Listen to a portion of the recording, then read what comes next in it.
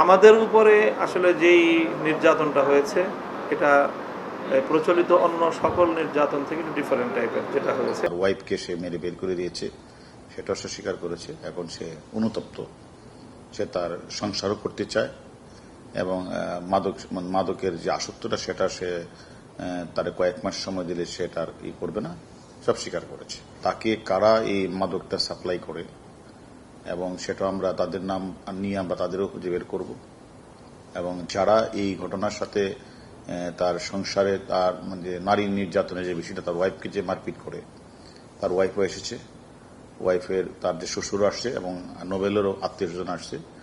আমি মনে করি তারা মানে এটা যেহেতু সে অনুতপ্ত, সে বাংলাদেশের একজন বড় গায়ক, সে কারণে আমি মনে করি তারা যদি ফ্যামিলিগতভাবে যদি মিটাইতে পারে এটা ভালো।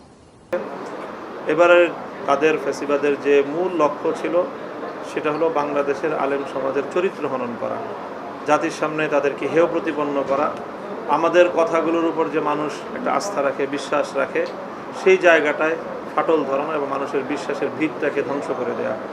এটা ছিল আমাদের উপর সবচেয়ে বড় যে টর্চারটা, মানসিক মেন্টাল টর্চারের মাধ্যমে আমাদের একেবারে সম্পূর্ণ মানসিকভাবে বিপর্যস্ত করে তোলা। এটাই ছিল সরকারের আমাদের উপর বিশেষভাবে তাদের টার্গেট।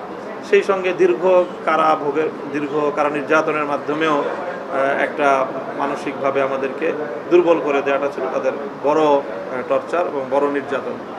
তো আলহামদুলিল্লাহ, আল্লাহ পাকের অশেষ মেহেরবানি, এদেশের মানুষ আমাদেরকে সাহস জুগিয়েছে। আমি এই দীর্ঘ 3টা বছরে একেবারে গ্রেফতারের পর যে রিমান্ড নির্যাতন ছিল, প্রায় 40 দিনের মতো আমাকে রিমান্ডে রাখা হয়েছে এবং রিমান্ডেও আমাকে দীর্ঘ একটা সময় সম্পূর্ণ একা রাখা হয়েছে। আমার সাথে কারো দেখা সাক্ষাৎ, কোনো ধরনের যোগাযোগ, অন্য বন্দীদেরও যোগাযোগের কোনো সুযোগ ছিল না। আমাকে সম্পূর্ণ একা একটা জায়গায় আবদ্ধ করে রাখা হতো।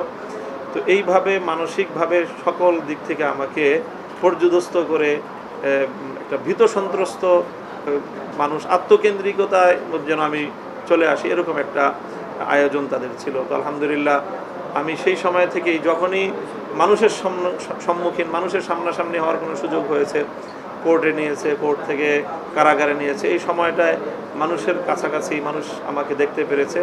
তো সেই সময় মানুষের যে একটা উচ্ছ্বাস, মানুষের যে আমার প্রতি একটা সমর্থন, মানুষের যে আমাকে একটা সাহস প্রদান, এই ব্যাপারটা অভূতপূর্ব ছিল।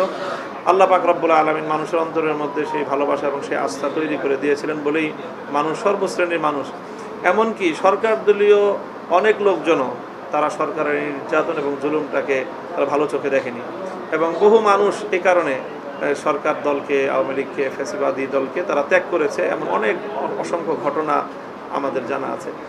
তো মূলত এই মানুষকে আল্লাহ রাব্বুল আলামিন তৈরি করেছেন যাতে মানুষ সরকারের সেই নাটক তারা যে মঞ্চস্থ করেছিল, সেই নাটক মানুষ বিশ্বাস করেনি এবং মানুষ আমাদের প্রতি, মানুষের যে আস্থা এবং ভালোবাসার জায়গাটা আরও তো বেড়েছে এবং মানুষের মধ্যে আমাদের প্রতি উচ্ছ্বাস অনেক বেশি বৃদ্ধি পেয়েছে, যার কারণে মানুষ আমাদেরকে অনেক বেশি গ্রহণ করছে।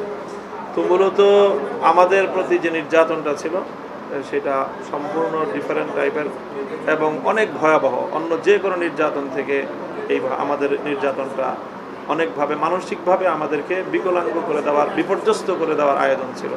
আল্লাহ আমাদেরকে রক্ষা করেছে। এতটুকু বলি যে আমি যখন শরীর মানে নিজের ব্যক্তির শারীরিক মানে সুস্থতার প্রয়োজন মানুষকে ঘুমাতে হয়, ঘুমটা হলো মানুষের জন্য অনেক বড় এই বিষয়, মানুষের স্বাস্থ্য সুরক্ষার জন্য। তো ঘুমিয়ে পড়লেও আমার কাছে সবসময় অনুভব হতো ঘুমের মধ্যেও যেন আমার বুকের উপর একটা অনেক ভারী একটা পাথর যেন চেপে আছে। যখনই ঘুম ভাঙত, সকালে হোক, রাতের বেলায় হোক, দীর্ঘ কোনো ঘুম হতো না, 1 ঘন্টা 1.5 ঘন্টা সর্বোচ্চ একসাথে ঘুম হতো, আবার ঘুমাতাম। এই ঘুম থেকে জাগ্রত হলেই মনে হতো রাজ্যের সকল বোঝাগুলো যেন একটা পাহাড় যেন আমার বুকের উপর চেপে আছে। এরকম একটা ট্রমার মধ্যেই আমার পূর্ণ সময়টাই কেটেছে, একেবারে শুরু থেকে শেষ পর্যন্ত 3টা বছর এই নির্যাতন এবং এই মানসিক যন্ত্রণার কল্পনা করলেও আজও আমার গা শিউরে ওঠে এবং আল্লাহর দরবারে শুকরিয়া আদায়, সেজদা বন্ধ। পারিবারিক সাপোর্টটা আসলে কিরকম পেয়েছে? হ্যাঁ, আলহামদুলিল্লাহ, আমার এই ক্ষেত্রে আমার পরিবার আমাকে অভূতপূর্ব সহযোগিতা তারা করেছে, আমার পাশে দাঁড়িয়েছে, আমাকে সাহস জুগিয়েছে। আমার ফুল ফ্যামিলি, আমার পূর্ণ পরিবার, আমার সন্তানরা, আমার স্ত্রী, আমার বোনেরা, আমার ভাইয়েরা, আমার বোনরা, আমাদের পরিবারটা রক্ষণশীল পরিবার। তারা কখনোই এই আদালত পাড়া, কোর্ট কাচারি, তারপরে এই জেলখানা ইত্যাদি এগুলোতে যে অভ্যস্ত না। কিন্তু এই সময়টাতে আমার সেই সকল পর্দানসীন আমার স্ত্রী, আমার বোনেরা, তারা ঘন্টার পর ঘন্টা সেখানে গিয়ে দাঁড়িয়ে থাকতো আর আমাকে সাহস জোগাতো। তো আলহামদুলিল্লাহ তাদের এই অনুপ্রেরণাটা আমাকে অনেক বেশি শক্তি জুগিয়েছে।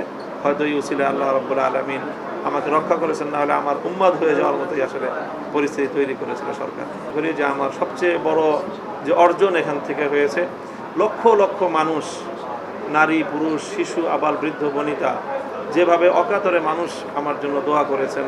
বৃদ্ধা মানুষেরা দিনের পর দিন তারা রোজা রেখেছেন, কোরআন শরীফ খতম করেছেন, অনেকে পবিত্র মক্কা শরীফে গিয়ে আমার জন্য উমরা করেছেন, নানাভাবে অনেকে আল্লাহর রাস্তায় আমার জন্য সাদকা করেছেন, আমার মুক্তির জন্য, আমার হেফাজতের জন্য।